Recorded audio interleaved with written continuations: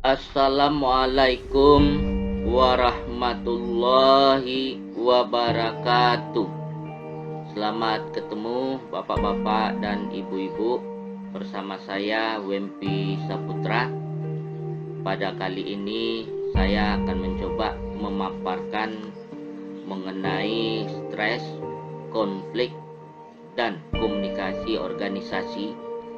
Ini merupakan salah satu materi yang ditugaskan kepada saya untuk dipaparkan pada mata kuliah komunikasi organisasi bersama dosen pengampu kita, Bapak Dr. Andes Sahril MPD PhD dan Bapak Dr. Hanif Al-Qadri MPD. Baik Bapak dan Ibu, pada materi kita kali ini saya akan mencoba nanti memaparkan yang pertama adalah pengertian stres dan konflik.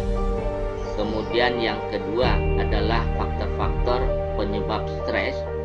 Kemudian yang ketiga nanti akan kita lihat yaitu dampak stres dalam organisasi. Kemudian yang keempat, cara mengatasi stres. Yang kelima adalah bentuk konflik dalam organisasi. Kemudian yang berikutnya, yang keenam, dampak konflik terhadap organisasi. Dan yang terakhir, yang ketujuh adalah penyelesaian konflik dalam organisasi. Baik Bapak dan Ibu, pertama kita akan melihat mengenai pengertian dari stres. Kata stres ini bermula dari kata Latin yaitu stranger yang berarti ketegangan dan tekanan. Stres dapat didefinisikan sebagai penderitaan jasmani, mental, atau emosional yang diakibatkan interpretasi atas suatu peristiwa sebagai suatu ancaman bagi agenda pribadi seorang individu. Kemudian yang berikutnya kita lihat mengenai jenis-jenis stres. Ini yang dikemukakan oleh Quick and Quick bahwa di sini yang pertama jenisnya itu adalah eustress. Eustress itu adalah hasil dari respon terhadap stres yang bersifat sehat, positif, dan konstruktif. Dengan kata lain, bahwa eustress itu bersifat membangun, yang diasosiasikan dengan pertumbuhan, fleksibilitas, kemampuan adaptasi, dan tingkat performance yang tinggi. Sementara yang kedua, distress adalah hasil dari respon terhadap stres yang bersifat tidak sehat, negatif, dan destruktif. Dengan kata lain, yaitu distress itu bersifat merusak. Nah, seperti penyakit kardiovaskular dan tingkat ketidakhadiran absentem yang tinggi yang diasosiasikan dengan keadaan sakit, penurunan, dan kematian. Kemudian, Bapak dan Ibu, kita lihat mengenai faktor-faktor penyebab dari stres. Ini yang dikemukakan oleh Sweeney and McFarlane bahwa faktor pertama penyebab stres itu adalah pekerjaan. Nah, di sini kita mengetahui bahwa pekerjaan itu memiliki kadar stres sesuai dengan karakteristik dan risiko pekerjaan. Dengan arti kata, semakin tinggi risiko pekerjaan tersebut, semakin besar pula kadar stresnya. Yang kedua Bapak dan Ibu, faktor penyebab stres itu adalah faktor-faktor kepribadian. Nah, kita mengetahui bahwa setiap orang dengan kepribadiannya yang berbeda akan menafsirkan alias mempersepsikan persoalan yang dihadapinya dengan berbeda pula. Nah, sehingga dengan persepsi pribadi yang berbeda itu akan menampakkan reaksi stres yang berbeda pula. Kemudian yang ketiga, faktor penyebab stres itu adalah perubahan. Nah, banyak orang yang kurang menyukai perubahan, terutama perubahan yang mengancam zona nyaman yang selama ini ia miliki. Dengan perubahan ini juga akan bisa menyebabkan stres pada seorang atau pada individu. Kemudian Bapak dan Ibu, kita lihat dampak stres yang potensial. Ini menurut Tikoff, ya, bahwa dampak yang pertama dari stres itu adalah dampak subjektif. Nah, dampak subjektif ini bisa kita lihat pada kecemasan, agresi, kebosanan, depresi, keletihan, frustasi, kehilangan kesabaran, rendah diri, gugup, dan merasa kesepian. Kemudian yang kedua, Bapak dan Ibu, dampaknya itu terlihat pada dampak perilaku. Nah, di sini kita bisa melihat kecenderungan mendapatkan kecelakaan, alkoholik, penyalahgunaan obat-obatan, emosi yang tiba-tiba meledak, makan berlebihan, merokok berlebihan, perilaku yang mengikuti kata hati, ketawa, dan gugup. Kemudian yang ketiga, dampak dari stres ini yaitu dampak kognitif. Nah, dampak kognitif ini Bapak dan Ibu, ini bisa kita lihat dari konsentrasi yang buruk, rentang perhatian yang pendek, sangat peka terhadap kritik, dan rintangan mental. Kemudian yang keempat, dampak dari stres itu yaitu dampak fisiologis. Ini bisa kita lihat meningkatnya kadar gula, meningkatnya denyut jantung dan tekanan darah, kekeringan di mulut, berkeringat, membesarnya pupil mata, dan tubuh panas dingin. Kemudian sementara dampak stres yang kelima, dampak organisasi. Nah, ini Bapak dan Ibu, terhadap organisasi ini bisa kita lihat yaitu keabsenan, pergantian karyawan, rendah produktivitasnya, keterasingan dari rekan sekerja, ketidakpuasan kerja, menurunnya keikatan dan kesetiaan terhadap organisasi.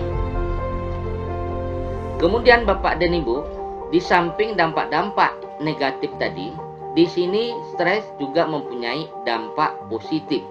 Nah, bisa kita lihat Bapak dan Ibu, dampak positif yang bisa timbul dari stres ini. Yang pertama yaitu bisa mendorong orang berpikir kreatif. Kemudian yang kedua, meningkatkan sistem kekebalan tubuh. Kemudian yang ketiga, membuat tubuh menjadi lebih fit. Yang keempat, bisa membantu memecahkan masalah. Dan yang kelima adalah pemulihan. Lanjut Bapak dan Ibu, berikutnya kita lihat cara mengatasi stres tersebut. Bagaimana cara mengatasi stres? Ini yang pertama kita lihat yaitu melalui pendekatan individual. Nah, melalui pendekatan individual ini, cara mengatasi stresnya itu yang pertama adalah penerapan manajemen waktu. Maksudnya apa? Maksudnya di sini adalah pengaturan waktu yang sangat tepat akan menjamin seseorang tidak akan menjadi stres. Nah, di sini kita harus bisa membagi pola waktu yang baik antara waktu bekerja, beribadah, dan waktu istirahat. Kemudian cara yang kedua yaitu menambahkan waktu olahraga. Nah, di sini bisa kita lihat dan kita sama-sama mengetahui bahwa dalam tubuh manusia itu diperlukan olahraga yang dapat mengatur dan merangsang saraf motorik dan otot-otot. sehingga bisa membuat badan kita menjadi bugar. Kemudian yang ketiga Bapak dan Ibu, cara mengatasi stres itu yaitu pelatihan relaksasi. Nah, di sini kita bisa melihat ya, menyegarkan otak yang sudah dipakai untuk bekerja setiap hari. Cara yang paling ampuh dalam merelaksasi bisa dengan mendengarkan musik atau menonton film sambil bersantai. Nah, namun di sini untuk relaksasi ini ada juga sebagian orang yang melakukan dengan cara meditasi atau yoga. Kemudian yang keempat yaitu untuk mengatasi stres, memperluas jaringan dukungan sosial. Nah, maksudnya apa? Maksudnya di sini Bapak Ibu, dengan memiliki banyak jaringan pertemanan juga bisa kita manfaatkan sebagai tempat berbagi dalam memecahkan masalah yang dialami. Kemudian Bapak dan Ibu, di samping cara mengatasi stres tadi dengan cara individual, di sini juga bisa melalui pendekatan organisasional. Yang pertama yaitu menciptakan iklim organisasional yang mendukung. Nah, di sini bisa kita lihat bahwa perubahan struktur dan proses struktural mungkin akan menciptakan iklim yang lebih mendukung bagi pekerja. Kemudian memberikan mereka lebih banyak kontrol terhadap pekerjaan mereka dan mungkin akan mencegah atau mengurangi stres kerja mereka. Kemudian yang kedua secara organisasional ini yaitu penyeleksian personal dan penempatan kerja yang lebih baik. Nah, di sini bisa kita lihat bahwa penyesuaian penempatan yang baik dan penyeleksian itu yang sangat diperlukan suatu perusahaan atau organisasi agar setiap tujuan dan dapat tercapai dengan baik. Kemudian yang ketiga Bapak dan Ibu, pendekatan organisasional ini yaitu mengurangi konflik dan mengklarifikasi peran organisasional. Nah, di sini Bapak dan Ibu bisa kita lihat mengidentifikasi konflik penyebab stres itu sangat diperlukan guna mengurangi atau mencegah stres itu sendiri. Nah, di sini mengklarifikasikan suatu konflik yang terjadi sehingga terjadilah suatu kejelasan dan bisa menegosiasikan konflik. Yang keempat, Bapak dan Ibu, cara mengatasi stres dengan pendekatan organisasional ini yaitu penetapan tujuan yang realistis. Maksudnya apa? Maksudnya adalah dengan tujuan yang jelas dan pasti, tentunya juga sesuai dengan kemampuan anggotanya, maka segala tujuan pasti akan tercapai. Namun sebaliknya, jika organisasi tidak bersikap realistis dan selalu menekan anggotanya tanpa adanya koordinasi yang jelas, stres itu akan muncul. Kemudian yang kelima Bapak dan Ibu, cara mengatasi stres ini dengan pendekatan organisasional yaitu mendesain ulang pekerjaan. Nah, maksudnya apa? Maksudnya di sini adalah bahwa strategi yang dilakukan adalah melakukan penyusunan pekerjaan yang mudah terlebih dahulu atau pekerjaan yang dapat dikerjakan terlebih dahulu. Nah, sehingga di sini juga akan bisa mengurangi atau mengatasi stres tersebut. Yang keenam, Bapak dan Ibu, cara mengatasi stres yaitu perbaikan dalam komunikasi organisasi. Nah, di sini bisa kita lihat bahwa komunikasi dapat mempermudah kerja seseorang, terutama dalam teamwork. Nah, selalu berkoordinasi dan membicarakan program yang akan dilakukan. Komunikasi pun harus dilakukan dengan baik. Nah, dengan begitu Bapak dan Ibu, maka stres itu bisa Yang ketujuh, yang terakhir Bapak dan Ibu, cara mengatasi stres melalui pendekatan organisasional ini yaitu membuat bimbingan konseling. Nah, di sini bisa kita lihat bahwa psikologi seseorang itu terganggu sekali ketika stres menimpa. Nah, rasa yang tidak tahan dan ingin keluar dari tekanan-tekanan yang dirasakannya tentu akan menambah rasa stres yang dihadapinya. Nah, untuk itu, konseling dengan psikolog sedikitnya mungkin bisa membantu keluar dari tekanan stres tersebut. Kemudian, yang kedua Bapak dan Ibu, kita lihat mengenai pengertian dari konflik. Nah, konflik ini berasal dari kata kerja Latin configure, yang berarti saling memukul.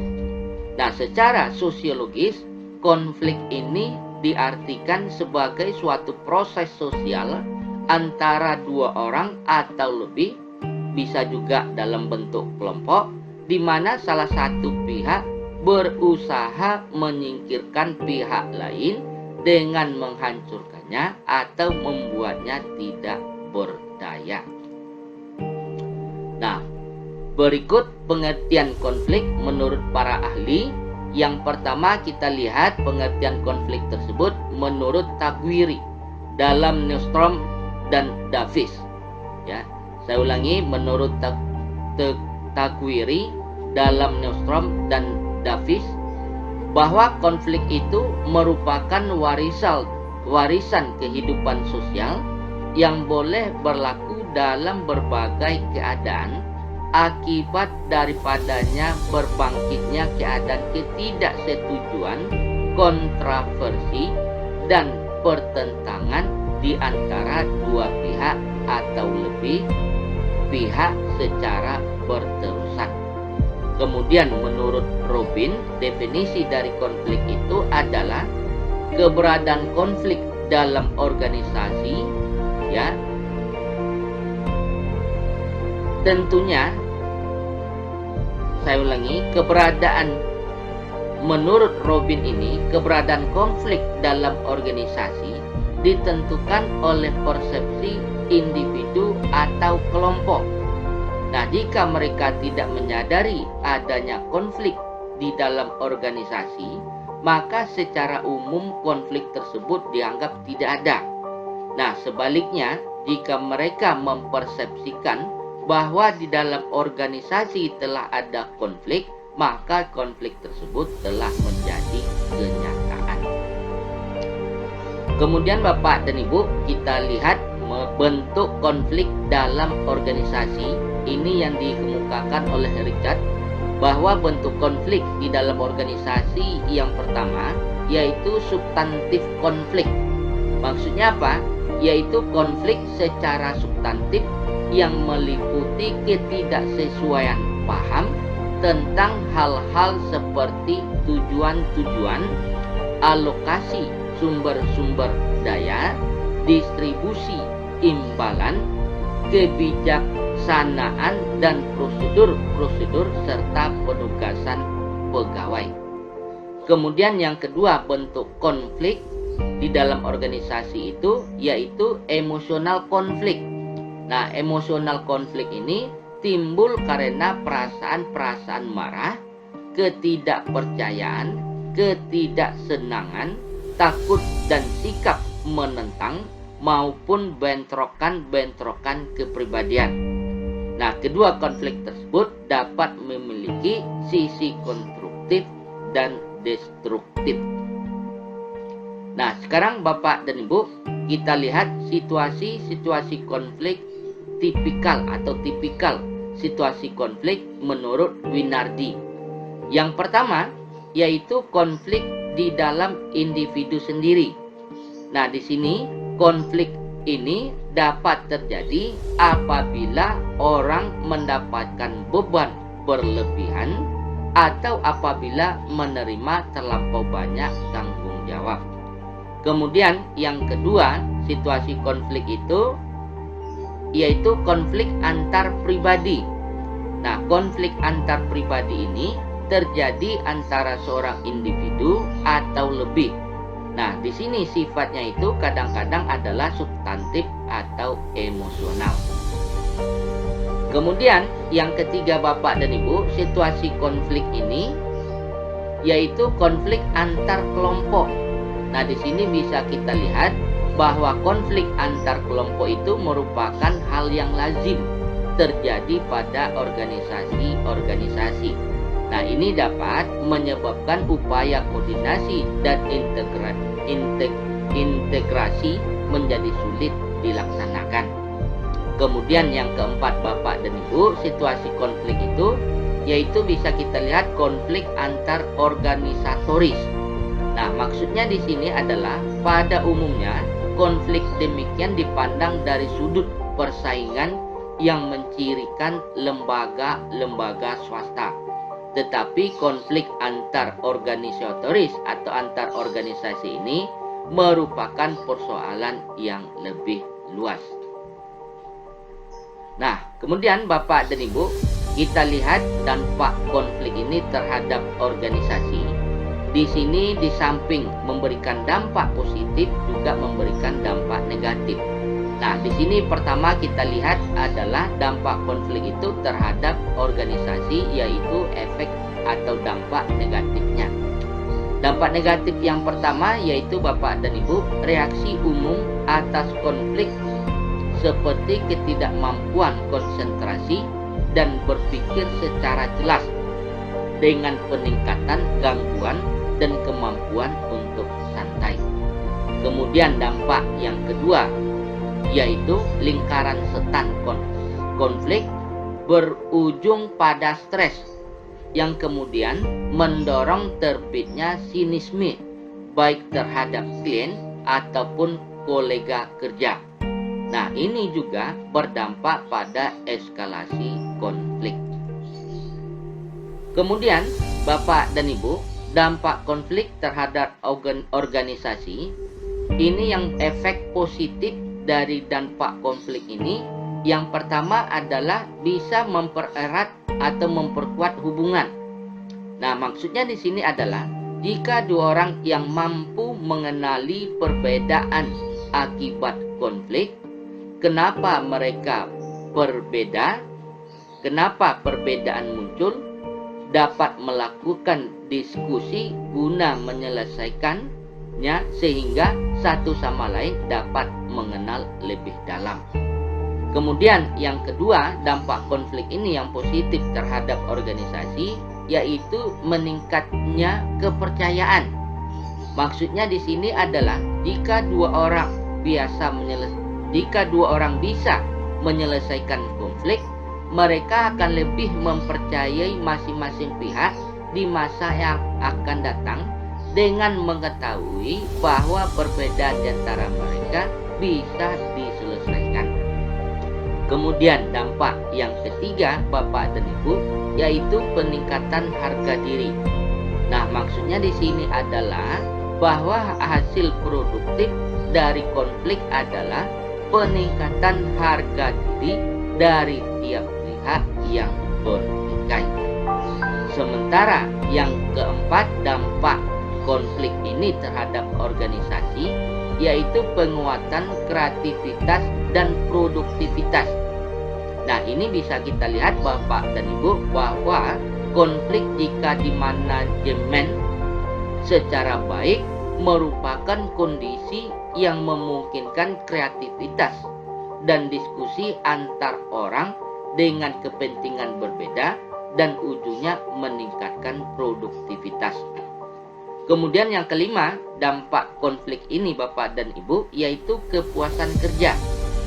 Nah, maksudnya adalah orang butuh sejumlah rangsangan dan menggunakan pengalaman dalam hal penaikan dan penurunan ketegangan. Nah, dalam rangka meraih kepuasan kerja ini, maka konflik juga bisa diatasi. Kemudian kita lihat Bapak dan Ibu penyelesaian konflik dalam organisasi. Nah, bagaimana kita menyelesaikan konflik dalam organisasi ini? Yaitu yang pertama, menghindar.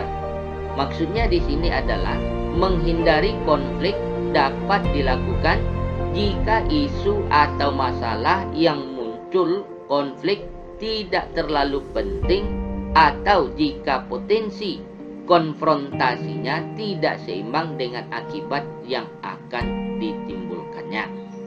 Kemudian yang kedua, mengatasi konflik tersebut yaitu mengakomodasi. Nah, maksudnya di sini adalah memberi kesempatan pada orang lain untuk mengatur strategi pemecahan masalah, khususnya apabila isu tersebut penting bagi orang lain. Hal ini memungkinkan timbulnya kerjasama dengan memberi kesempatan pada mereka untuk membuat keputusan. Lanjut Bapak dan Ibu, cara penyelesaian konflik dalam organisasi yang ketiga yaitu kompetisi. Maksudnya adalah gunakan metode ini jika Anda percaya bahwa Anda memiliki lebih banyak informasi dan keahlian yang lebih dibandingkan yang lainnya, atau ketika Anda tidak ingin mengkompromikan nilai-nilai Anda. Kemudian yang keempat yaitu kompromi atau negosiasi. Nah, ini bisa kita lihat masing-masing memberikan dan menawarkan sesuatu pada waktu yang bersamaan. Nah, saling memberikan dan menerima serta meminimalkan kekurangan semua pihak yang dapat menguntungkan semua pihak. Dengan arti kata, di sini kita berkompromi atau bernegosiasi sehingga konflik itu bisa diselesaikan. Kemudian Bapak dan Ibu, yang kelima, cara penyelesaian konflik dalam organisasi itu yaitu memecahkan masalah atau kolaborasi. Nah, di sini pemecahan sama-sama menang di mana individu yang terlibat mempunyai tujuan kerja yang sama. Jadi bersama-sama untuk mencari solusi dari masalah-masalah yang timbul. Kemudian yang keenam, mengadakan perubahan peran dan struktur organisasi. Nah, di sini bisa dilihat dengan cara mengendalikan konflik berarti menjaga tingkat konflik yang kondusif bagi perkembangan organisasi sehingga dapat berfungsi untuk menjamin aktivitas dan dinamika organisasi yang optimal. Nah, maksudnya di sini mengadakan perubahan peran ya dari masing-masing individu sehingga nanti bisa menyebabkan konflik tersebut dihindari. Kemudian Bapak dan Ibu, bila konflik telah terlalu besar dan disfungsional, di sini ada beberapa hal yang bisa kita lakukan untuk mengatasinya. Yang pertama, yaitu mempertegas atau menciptakan tujuan bersama. Nah, di sini perlunya dikembangkan tujuan kolektif di antara dua atau lebih unit kerja yang dirasakan bersama dan tidak bisa dicapai satu unit kerja saja. Jadi dengan arti kata simpelnya Bapak dan Ibu, yaitu dengan mempertegas atau menciptakan tujuan bersama dari masing-masing unit kerja. Kemudian yang kedua adalah meminimalkan kondisi ketidaktergantungan, menghindari terjadinya eksklusivisme di antara unit-unit kerja melalui kerjasama yang sinergis serta membentuk koordinator dari dua atau lebih unit kerja. Kemudian yang ketiga itu bisa kita lakukan yaitu memperbesar sumber-sumber organisasi seperti menambah fasilitas kerja, tenaga, serta anggaran sehingga mencukupi kebutuhan semua unit kerja. Lanjut yang keempat Bapak dan Ibu, untuk menyelesaikan konflik yang terlalu besar ini yaitu membentuk forum bersama untuk mendiskusikan dan menyelesaikan masalah bersama. Dan yang kelima yaitu dengan membentuk sistem banding di mana konflik diselesaikan melalui saluran banding yang akan mendengarkan dan membuat keputusan. Kemudian yang keenam, penyelesaian konflik yang terlalu besar ini yaitu pelembagaan kewenangan formal, sehingga wewenang yang dimiliki oleh atasan atas pihak-pihak yang berkonflik dapat mengambil keputusan untuk menyelesaikan perselisihan. Yang ketujuh, yaitu meningkatkan intensitas interaksi antara unit-unit kerja. Dengan demikian, diharapkan makin sering pihak-pihak berkomunikasi dan berinteraksi, makin besar pula kemungkinan untuk memahami kepentingan satu sama lainnya, sehingga dapat mempermudah kerjasama. Demikianlah Bapak dan Ibu paparan saya kali ini tentang stres konflik dalam organisasi.